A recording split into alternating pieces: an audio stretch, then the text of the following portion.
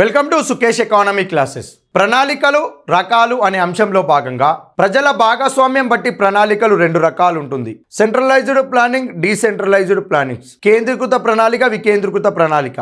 అందులో centralised plannings, కేంద్రీకృత ప్రణాళికలు అంటే ఏందో ఒకసారి క్లియర్గా చూస్తే, ప్రణాళిక యొక్క రచన కానీ, ప్రణాళికలకి నిధులు సమకూర్చడం కానీ, ప్రణాళిక యొక్క అమలుకు సంబంధించి కానీ విధి విధానాలన్నింటినీ కూడా కేంద్ర అధికారిక సంస్థ అయిన ప్రణాళిక సంఘమే ప్రణాళికలను రచించి రాష్ట్ర స్థాయి అభిప్రాయాలు తీసుకోకుండా, జిల్లా స్థాయి అభిప్రాయాలు తీసుకోకుండా, మండల స్థాయి అభిప్రాయాలు తీసుకోకుండా, గ్రామ స్థాయి అభిప్రాయాలు తీసుకోకుండా కేంద్రంలోనే కేంద్ర అధికారిక సంస్థ అయిన ప్రణాళిక సంఘమే ప్రణాళికలు రచించి ఆ ప్రణాళికను కేంద్ర స్థాయిలో, రాష్ట్ర స్థాయిలో, జిల్లా స్థాయిలో, గ్రామీణ స్థాయిలో అమలు చేస్తే అటువంటి ప్రణాళికల్ని కేంద్రీకృత ప్రణాళికలు అంటారు.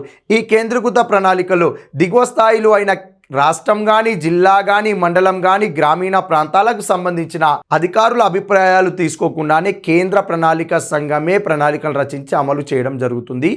దీనినే సెంట్రలైజ్డ్ ప్లానింగ్, కేంద్రీకృత ప్రణాళిక అంటారు. ఒకరి చేతుల్లోనే ప్రణాళిక రచించబడి కింది స్థాయి వరకు ప్రణాళిక అమలు చేయబడుతుంది. Thank you.